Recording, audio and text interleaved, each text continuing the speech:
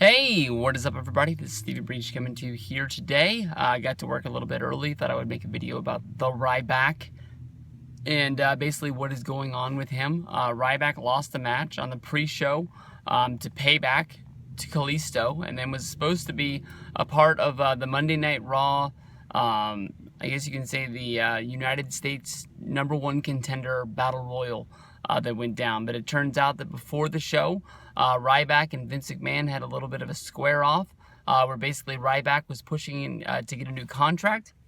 His current contract in WWE is going to be running out in a few months, and RYBACK basically wants to get better paid. And since then, RYBACK has gone to Tumblr and he's published a blog basically talking about the fact of his contract negotiations, basically saying that in WWE it's not right because the winners and the losers are predetermined by the writers, as well as people like Vince McMahon and Triple H, Stephanie McMahon, and the winners and the losers are paid differently. Now, RYBACK does have a point that winners and losers definitely are paid differently as they are, but I don't think it really comes down to like a UFC or a boxing style of payout where basically if you win you get this much, if you lose you get this much.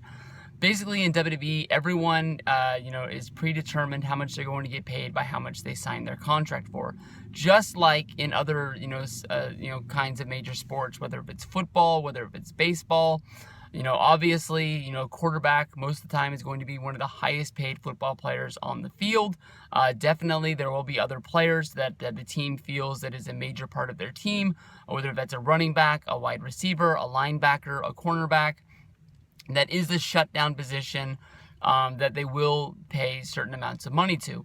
Now, when it comes to WWE, RYBACK is looked as a guy that honestly, in my mind, is a mid-carder. There is times in his career when he did the Hell in the Cell match against CM Punk, when he did the Survivor Series 3-way with John Cena and CM Punk, when he did the 3 Stages of Hell with John Cena, that this is a guy that if you put fire behind him, can be pushed towards the main event. Definitely in my mind, I've always sort of liked RYBACK, and I think that WWE has sort of dropped the ball with this guy. If you can remember the tag team with him and Curtis Axel, they weren't really going anywhere. It sort of never really made sense in my mind. Curtis Axel and RYBACK both turned. Well, I guess Axel didn't, but they became Paul Heyman guys, where basically Paul Heyman was managing him. Then Brock Lesnar came back on the scene, and Brock Lesnar sort of took all of Paul Heyman's time, and Paul Heyman kicked him to the curb. And because of the fact that they were dumped by Paul Heyman, they decided that they were going to form a tag team, and they were going to try and prove to Paul that they were worth his time. Never once did they challenge Brock Lesnar. They stayed heels. It would have made sense if they would have, tried to take down Paul Heyman, maybe if they were baby faces, and try and earn his respect that way, but that's not what they did. They just lost a lot of matches, a lot of matches, and every time that the guy would come out on Raw, every time the guy would come out on SmackDown, I honestly looked at Curtis Axel like he was sort of a lost cause. I don't think that he's ever really going to have a big place in the business. When I first saw him, when he came up on NXT Season 2, even when he wrestled a few job matches on Raw back in the day, I thought this guy had definite potential. He had size, he had height, he's Kurt Hennig's son. I thought there's no way in the world that you're going to be able to miss on this guy. I thought that honestly he was going to find a way to get called up to the main roster when I first heard of him and be a part of Legacy. With Orton, Rhodes, and DiBiase, ended up never coming to be.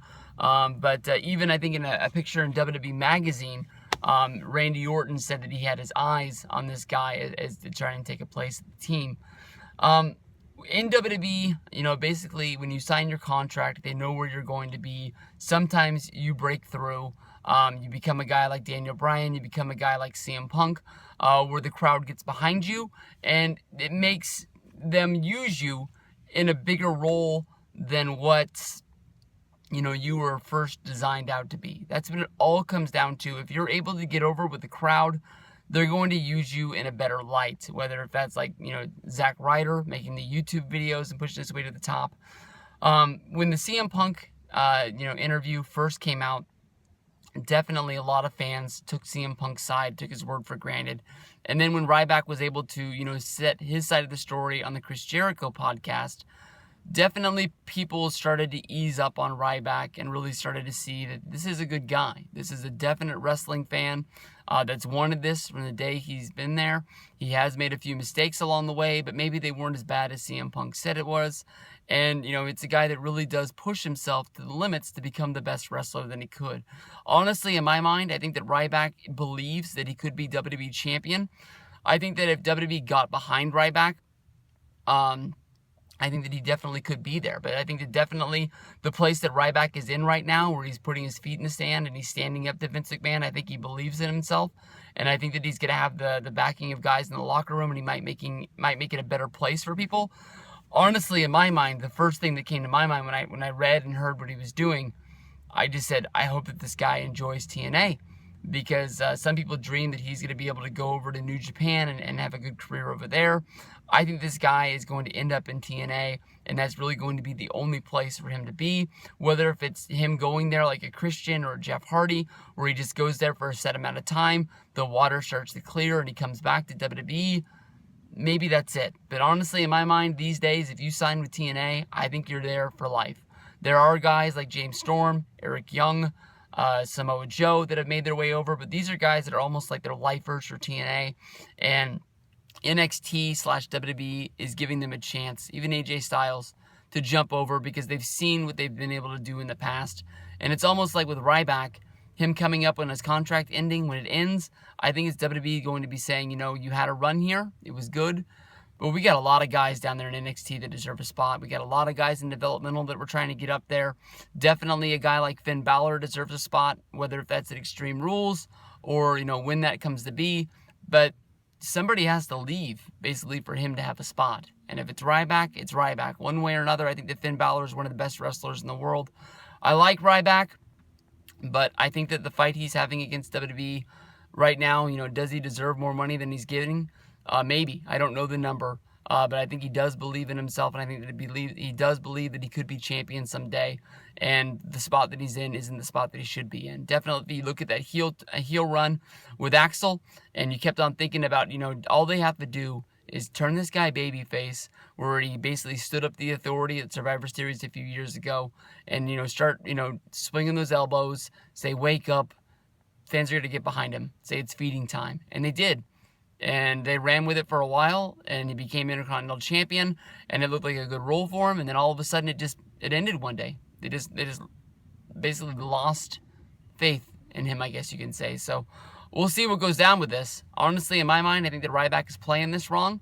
I got faith that he is a good wrestler, and maybe they can fix this, but as of right now, the way things are going, it doesn't look good.